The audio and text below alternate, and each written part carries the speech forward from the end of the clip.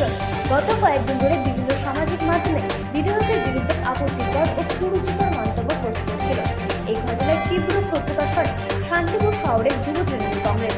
যুব তৃণমূল কংগ্রেসের সভাপতি বিক্রম আদিত্য অভিযোগ করে, এই ধরনের মন্তব্য শুধু একজন জনপ্রতিনিধির মর্যাদাহানি নয়, বরং এলাকায় বিভাজন ও অশান্তির পরিবেশ তৈরি করতে পারে। তার দাবি, অভিযুক্ত যুবক সিপিএমের সমর্থিত এবং রাজনৈতিক উদ্দেশ্যে প্রণোদিতভাবে এই কাজ করা হয়েছে।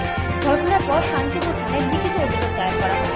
অভিযোগের ভিত্তিতে পুলিশ দ্রুত পদক্ষেপ নিয়ে অভিযুক্ত যুবককে আটক করে জিজ্ঞাসাবাদ শুরু করেছে। এদিকে এই ঘটনাকে কেন্দ্র করে শান্তিপুরের রাজনৈতিক মহলে শুরু হয়েছে তীব্র আলোচনা, যদিও অভিযুক্তের পক্ষ থেকে এখনো কোনো প্রতিক্রিয়া মেলেনি।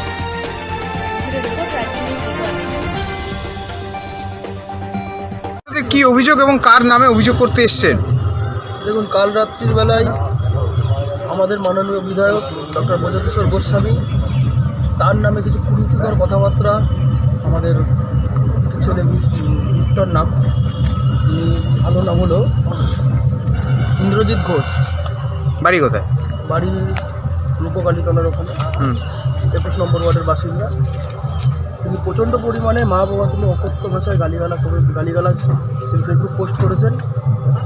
আজকে ঈদ, পবিত্র ঈদের দিনকে এই ধরনের নোংরামির কাজ আমরা মানি না। তিনি একজন বৈষ্ণব ধর্মের মানুষ, শান্তিপ্রিয় মানুষ।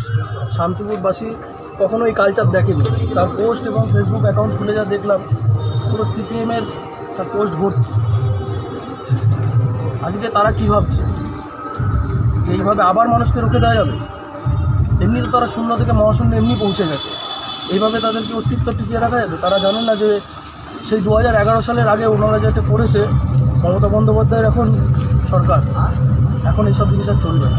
তাহলে কি মানে রাজনৈতিক বিষয়ে কি এরকমভাবে কুরুচিকর মন্তব্য? অবশ্যই পুরোপুরি রাজনৈতিক বিষয়। একজন বিধায়ককে কেন টার্গেট করা হয়? আরও মানুষ আছে, সারা আমাদের এখানে 2.5 লক্ষ মানুষ আছে, তাকে শুধু বিধায়ককে কেন টার্গেট করা হয়? পুরোপুরি রাজনৈতিক। একে এর আগেও কি এরকম কোনো ঘটনার সঙ্গে যুক্ত ছিল এই ছেলেটি? এর আগে আমার দেখা নেই, এই প্রথমবার দেখলাম।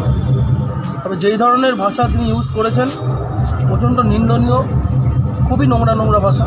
এগুলো আমরা কখনোই সমর্থন করি না। শান্তিপুরের কালচারই এটা নয়। শান্তিপুরের বিরোধী দল আগেও ছিল, এখনও আছে, সবসময় থাকবে, কিন্তু কখনো এই ধরনের পরিস্থিতি আমরা আগে কোনোদিনও দেখিনি।